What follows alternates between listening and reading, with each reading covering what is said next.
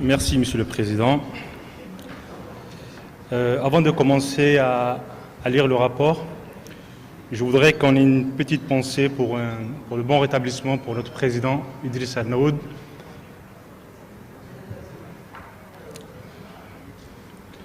Bon.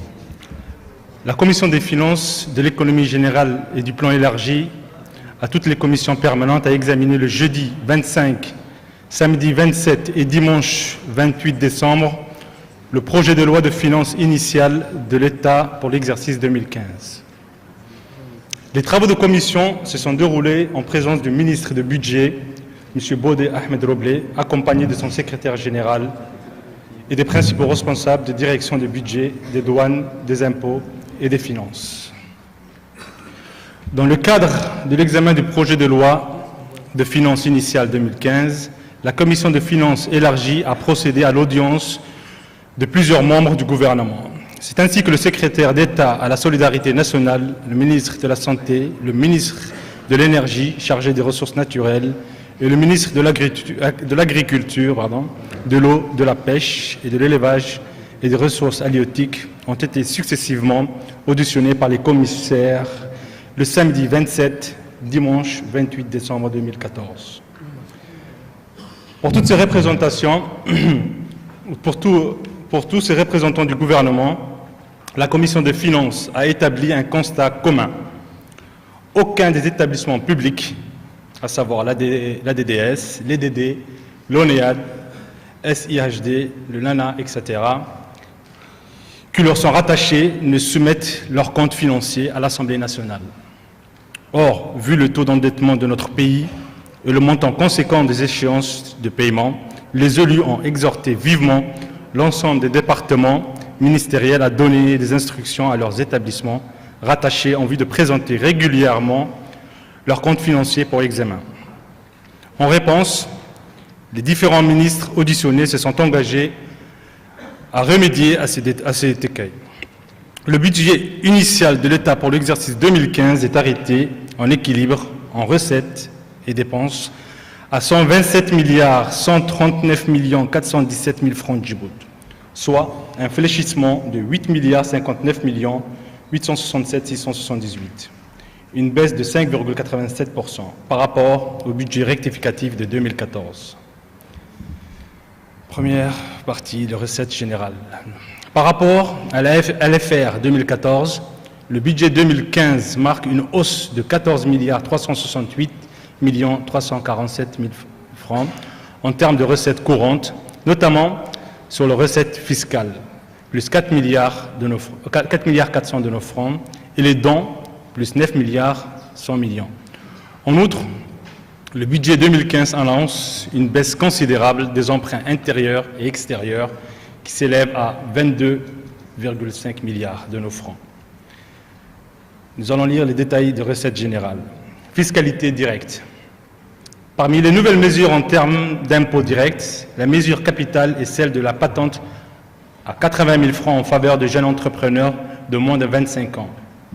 Cette mesure instaure pour les jeunes entrepreneurs qu'ils ne soient pas soumis à l'impôt sur le bénéfice durant leurs 2 premières années d'entrepreneuriat. Le ministre affirme que cette mesure permettra aux jeunes de les accompagner dans le lancement de leurs projets, de leurs entreprises. Également, le ministère du Budget introduit un impôt sur le revenu distribué à des associés ou actionnaires et vise principalement à encourager les investisseurs à privilégier le réinvestissement des bénéfices par rapport à la redistribution en dividendes. Le ministre a précisé que l'impôt sur les dividendes a été décidé parce que les dividendes représentent des revenus et que par considération de justice fiscale, tous les revenus doivent être imposés. Par ailleurs, en 2015, l'assurance maladie universelle va entrer en vigueur et coûtera plus de 1 milliard au budget de l'État et une hausse de cotisation de 2% à la charge des assurés. Fiscalité indirecte. Dans le cadre du budget 2015, les nouvelles mesures fiscales indirectes introduisent principalement des modifications au niveau de la taxe intérieure de la consommation, TIC, et de la taxe sur la valeur ajoutée, TVA, qui conjoncture des recettes importantes, voire 3 592 millions. Fondamentalement, la mesure la plus notable est la hausse de la TVA qui passe de 7% à 10%. Le ministre explique que l'objectif est de se conformer aux exigences du COMESA dans le but d'abandonner progressivement la TIC au profit de la TVA. Globalement, entre la baisse de la TIC et la hausse de la TVA, baisse de la TIC qui est de moins 1,89% et la hausse de la TVA qui est de plus 2,89%, l'impact final n'est que 0,99%.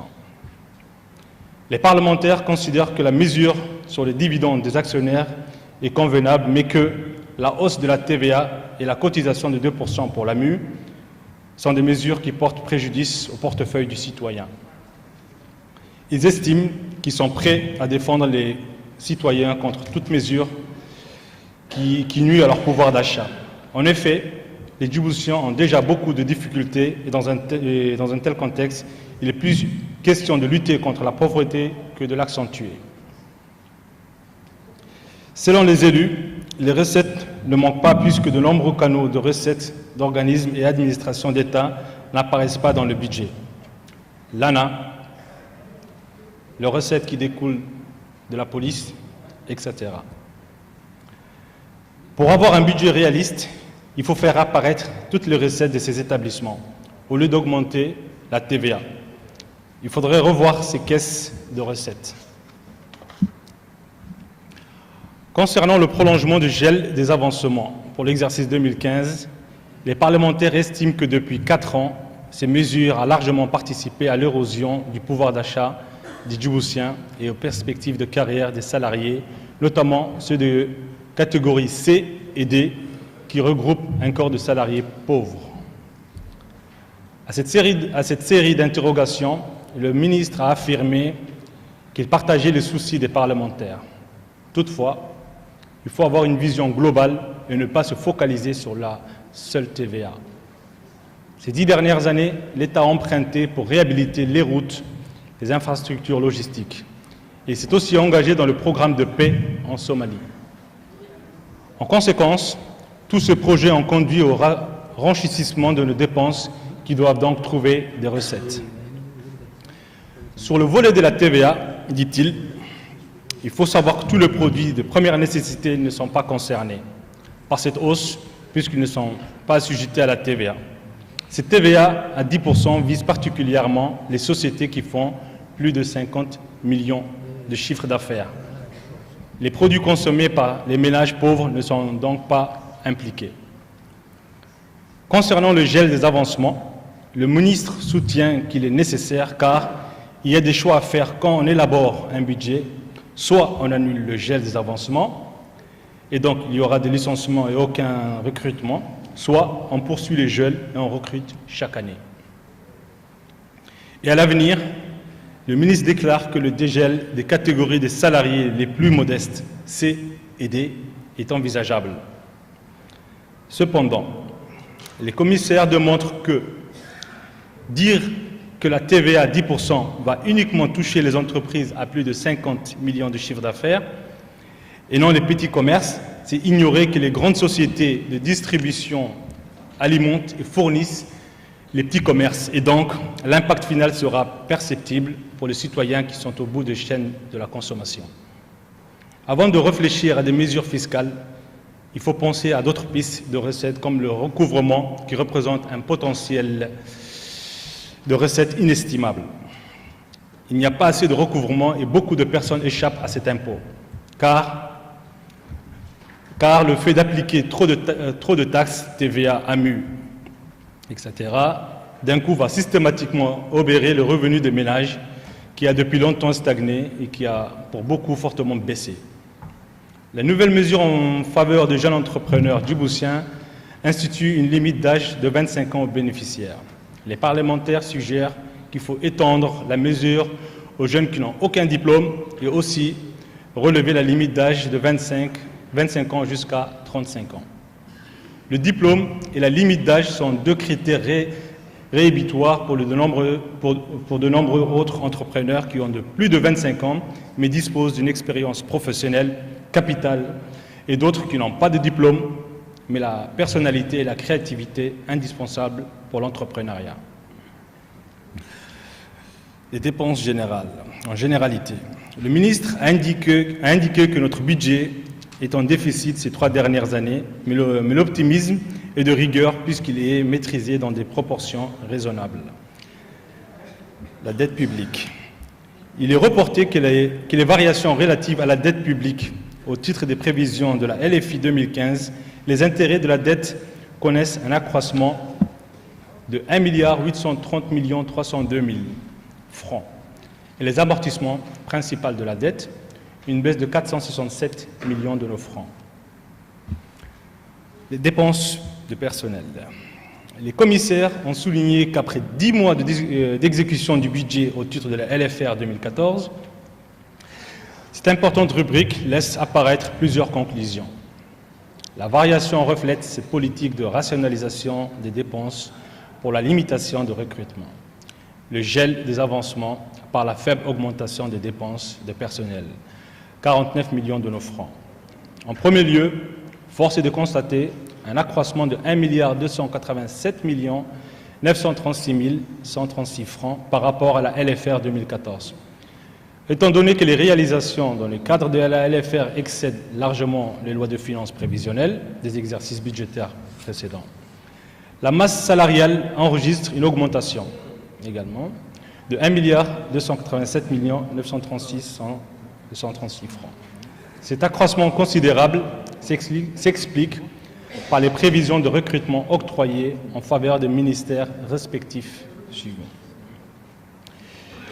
Les commissaires ont déploré une augmentation au profit des ministères, mais qui ont indiqué que le statu quo prévalait pour des crédits budgétaires alloués aux régions de l'intérieur. Par ailleurs, la Commission a interpellé le ministre sur le gel des avancements, échelonnements et des reclassements. La cherté de la vie augmente crescendo et les prévisions de recrutement. À cet effet, la Commission demande pourquoi ne pas procéder au dégel des avancements.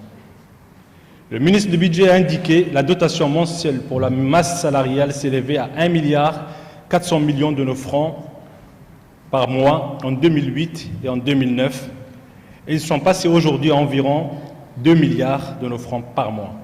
L'État continue toujours à recruter malgré les politiques d'encouragement du secteur par l'octroi de financement aux jeunes diplômés. Le gel est une décision douloureuse, puisque ce gel, nous ne pouvons procéder à des recrutements avec le chômage endémique qui prévaut. Si on doit procéder au dégel des avancements, nous serons contraints de licencier. Or, ce gel, qui n'est pas la solution, est pour le moment la seule alternative dont nous disposons devant ce dilemme, selon le ministre du Budget.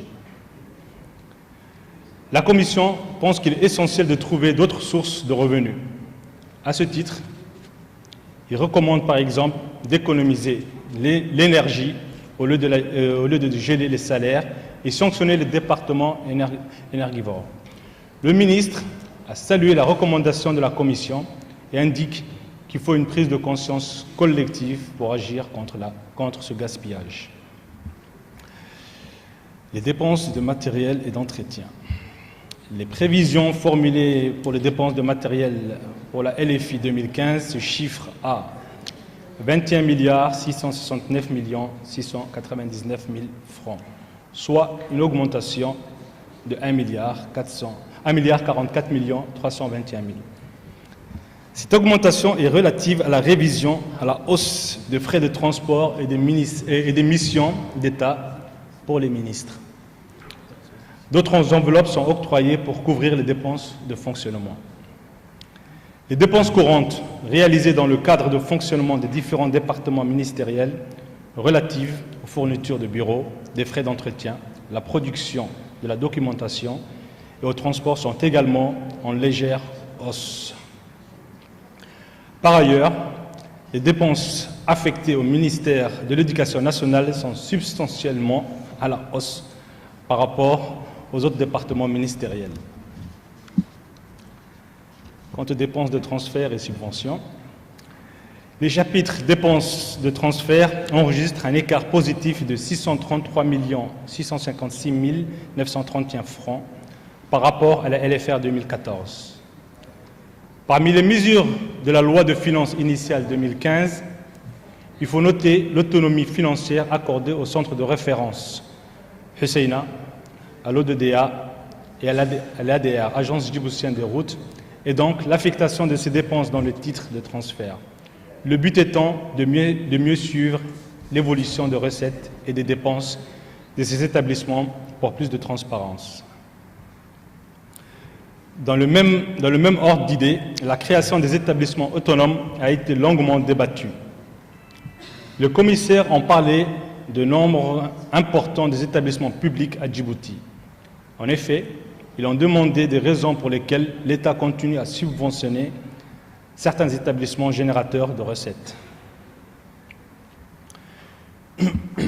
Le ministre a reconnu qu'il y a une prolifération des établissements publics, souvent subventionnés par le budget national.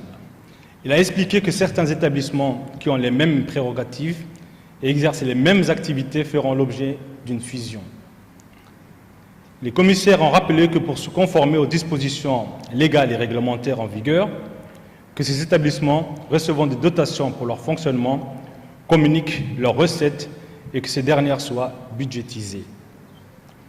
Les commissaires ont interpellé le ministre pour que les subventions de l'Assemblée nationale soient réévaluées, dans la mesure où le nouveau bâtiment nécessite une augmentation des dépenses de fonctionnement. Dépenses de capital. Les dépenses sur ressources intérieures sont arrêtées à 17 194 553 796 francs, soit une baisse de 7 706 407 francs, 230 francs, alors que les dépenses sur ressources extérieures affichent une augmentation de 4 107 millions de nos francs par rapport aux approximations de la LFR 2014. Dans les investissements sur fonds propres, l'État a réalisé des efforts en augmentant les lignes budgétaires au titre de renforcement des capacités de quelques ministères.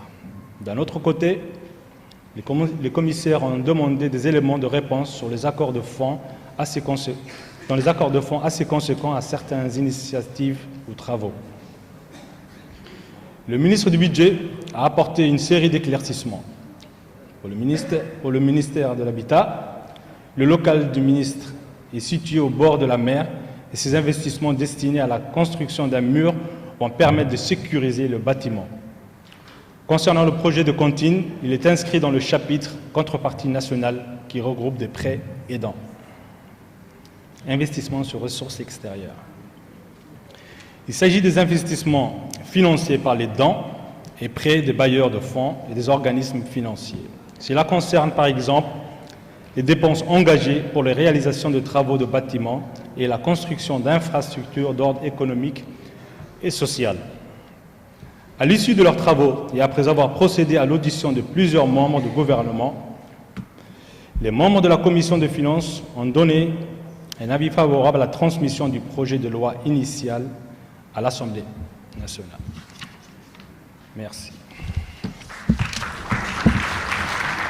Merci, Monsieur le vice-président de la Commission des finances. Monsieur le Premier ministre.